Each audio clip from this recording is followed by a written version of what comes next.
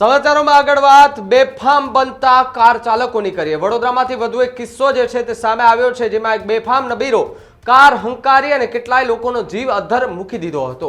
વડોદરામાં કાર ચાલકોએ બેફામ બન્યા હોવાના સમાચાર અત્યારે મળી રહ્યા છે। શહેરમાં વધુ એક નબીરાએ અકસ્માત સર્જવાના સમાચાર મળી રહ્યા છે। નવા વર્ષના બીજા દિવસે વધુ એક અકસ્માત જે છે તે સર્જાયો છે।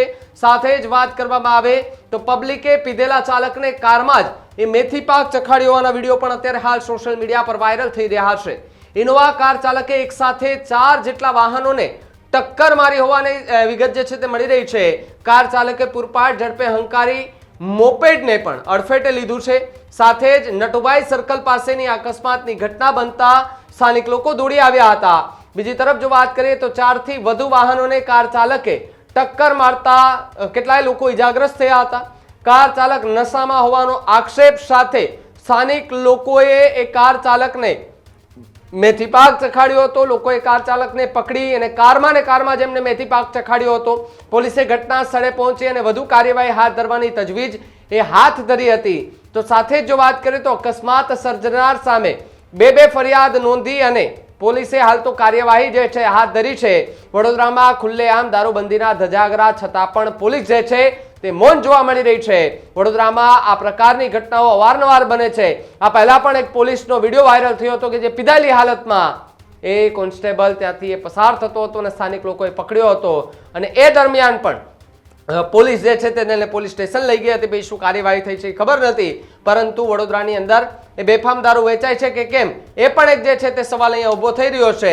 પીધેલા ચાલકને પકડ્યા એ કોણે? પોલીસે નહીં, પરંતુ એ સ્થાનિક લોકોએ પકડ્યા। એમને મેથી પાક એ સ્થાનિક લોકોએ ચખાડ્યો અને એને ભાન કરાવ્યું કે ગાડી ભલે તમારા બાપની હોય પરંતુ આ રસ્તો તમારા બાપનો નથી।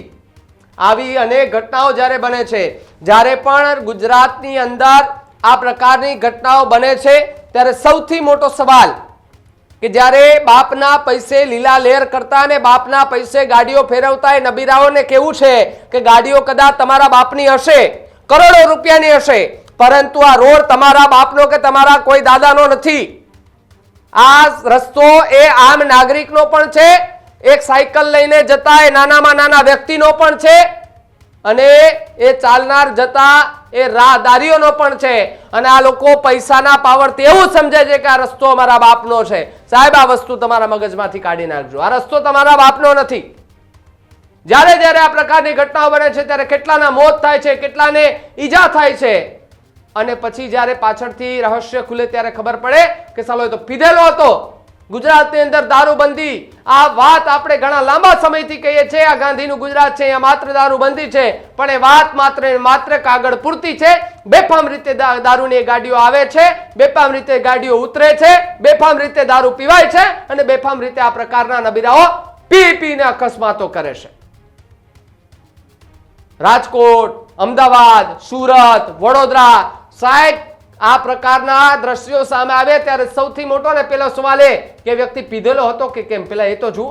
અને ત્યારે એમની ગાડીમાંથી કંઈક નીકળશે। ન માત્ર આમ નાગરિક કે પૈસાના પાવરે જોર કરતો એ માણસ, પોલીસની ગાડીઓમાંથી પણ ક્યારેક દારૂ નીકળે ને પોલીસે પીધેલી હાલતમાં પકડાય છે। ભાઈ, જે કાયદાનો રક્ષક આપણે જેમને કહીએ છીએ, સામાન્ય માણસ આમ જનતાના રક્ષક જેને કહીએ છીએ, એવા પોલીસ કર્મચારીઓ પણ પીધેલી હાલતમાં ઝડપાય છે। તો હવે આપણે કમ્પ્લેન કરવી કોને? સૌથી મોટો સવાલ જે છે તે ગુજરાતમાંથી અત્યારે ઉભો થઈ રહ્યો છે। પેલા એ વિડીયો પણ જુઓ કે જેની અંદર વડોદરામાં જે પ્રમાણે ગત રાત્રે આખી આ ઘટના બની ત્યારે મેથી પાક ચખાડવામાં આવ્યો ત્યારે કેવી બોલાચાલી થઈ હતી ડ્રાઈવર સાથે।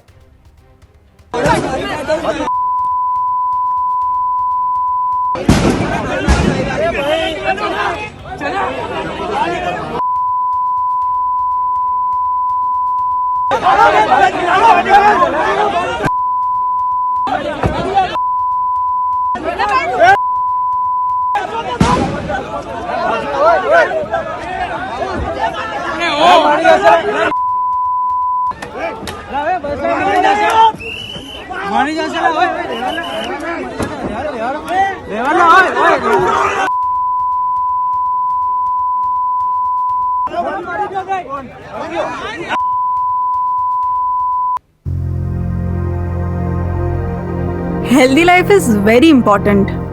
पर टेस्टी लाइफ भी तो जरूरी है ना बॉस। समोसा चाट से है प्यार, पर एसिडिटी से कैसे रहोगे दूर यार। Wait, we have a 3-step solution.